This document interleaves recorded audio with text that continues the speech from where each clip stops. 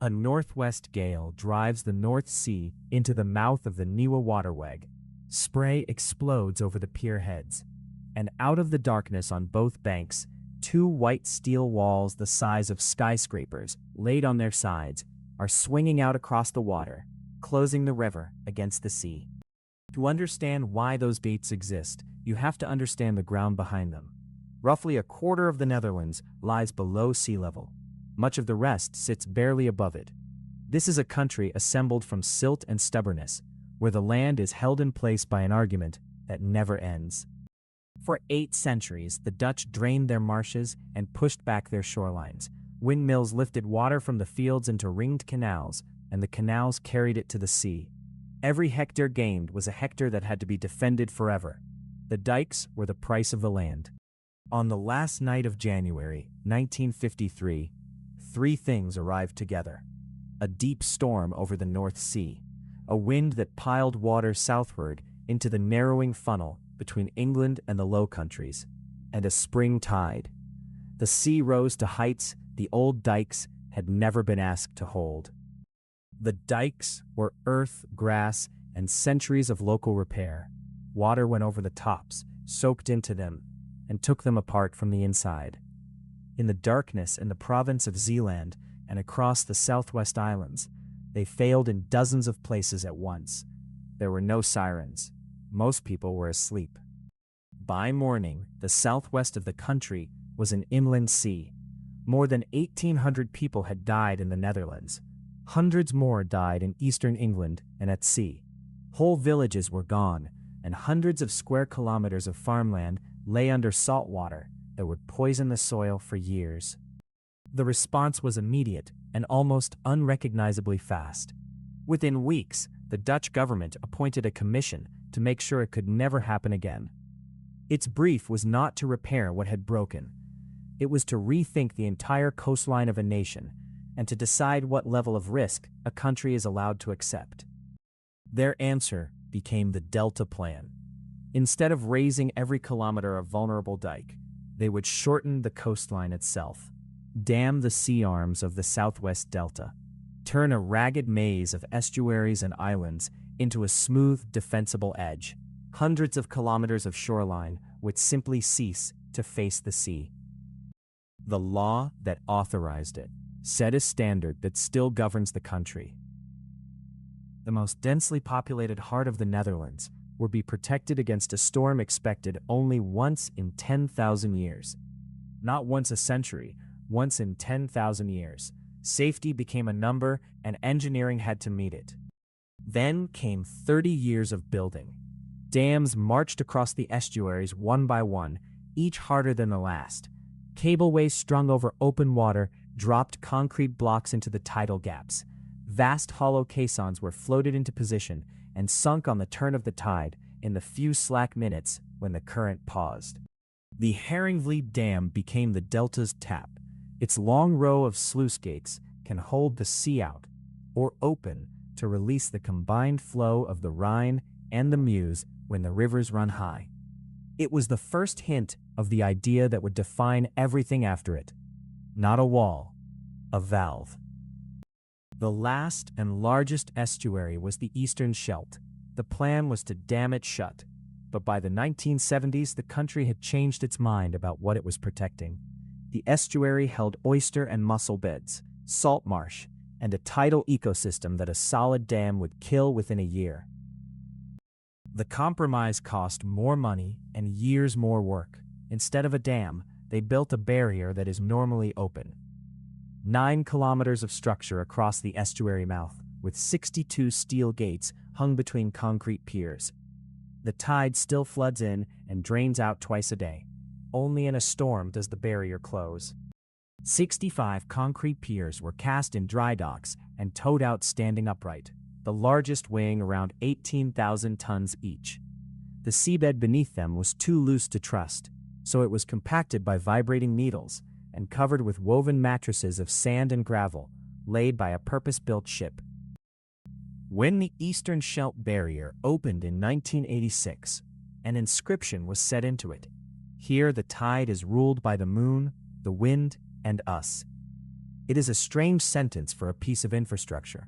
It is also precisely what the Delta Works claim to have achieved.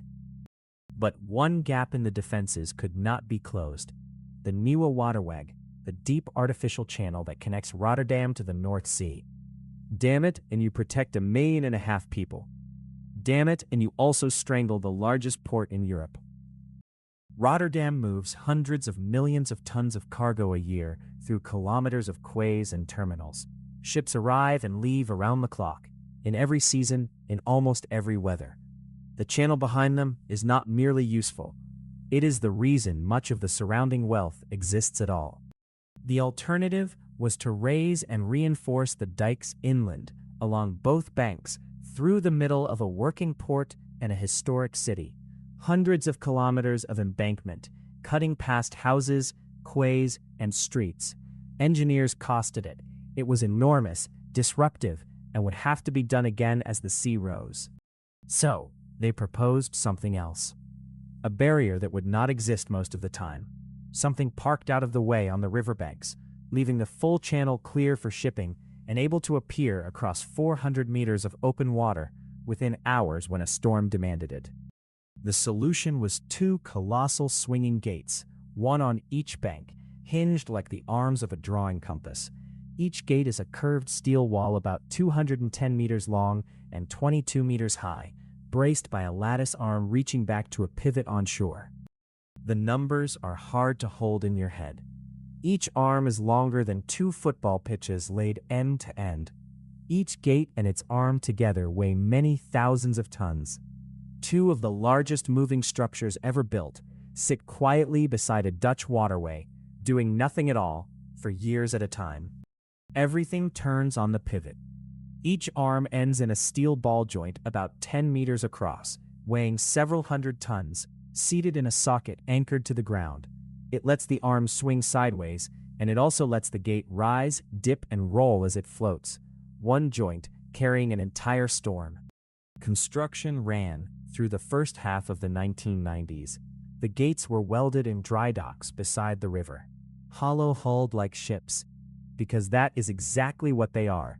2 floating structures that never sail anywhere, built to make a single journey out and back, again and again, for a century. The decision to close is not made by a person. A computer system watches tide gauges, wind, and surge forecasts along the coast. If it predicts water reaching 3 meters above the Dutch reference level at Rotterdam, it issues the order itself. Human operators can intervene, but they do not have to. First, the dry docks flood. Water pours in around the gates until they lift off their supports and float, 90,000-ton hulls suddenly weightless. Wheeled machines on the arms begin to drive, and the 2 gates swing out into a working shipping channel that has already been cleared of traffic. They meet in the middle of the river, nose to nose, still floating. Then valves open and the hulls begin to fill. Slowly the gates settle, sinking through the water column until they come to rest on a concrete sill laid across the riverbed. The channel is sealed from surface to floor. Now, the sea presses on 22 meters of curved steel, and the whole load travels back along the arms to the 2 ball joints on shore. The curve is not decoration. It turns the crushing push of the water into a clean thrust down the truss, into the socket, into the ground. When the surge passes, the sequence runs backwards, the hulls are pumped out, the gates rise off the sill, and they swing back to their docks. The docks are drained, the gates settle onto their supports, and the river reopens. Ships that waited offshore begin moving inland again. The barrier opened in 1997, together with a smaller companion gate on a nearby canal. With that, the great program begun in the mud of 1953 was finished. The American Society of Civil Engineers counts the Dutch sea defenses among the 7 wonders of the modern world. It is tested once a year before the storm season, so that the whole sequence is proven while the weather is calm. In real anger, it has closed only a handful of times since it was built. That is the strange economics of flood defense. The best possible outcome is that almost nothing ever happens. The sea is not finished rising. and the Dutch know it. Higher seas mean more closures more often, and eventually a question about what comes after these gates. For now, they sit on the riverbank, white and enormous and completely still, waiting for a night that may not come for years.